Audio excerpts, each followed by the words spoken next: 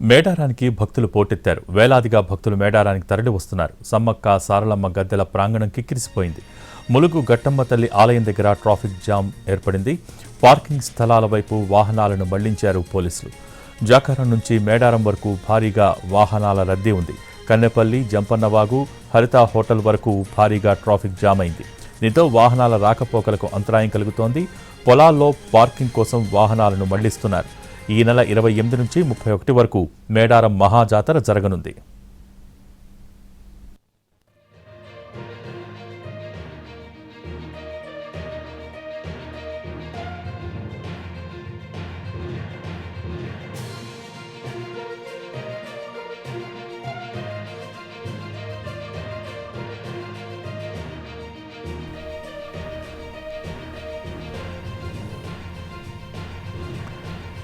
మేడారానికి భక్తులు పోటెత్తారు. వేలాదిగా భక్తులు మేడారానికి తరలి వస్తున్నారు.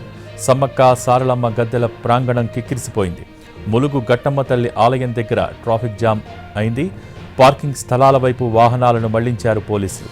జాకారం నుంచి మేడారం వరకు భారీగా వాహనాల రద్దీ ఉంది. కన్నెపల్లి, జంపన్నవాగు, హరిత హోటల్ వరకు భారీగా ట్రాఫిక్ జామ్ అయింది. దీంతో వాహనాల రాకపోకలకు అంతరాయం కలుగుతోంది. పొలాల్లో పార్కింగ్ కోసం వాహనాలను మళ్లిస్తున్నారు. ఈ నెల 28 నుంచి 31 వరకు మేడారం మహాజాతర జరగనుంది.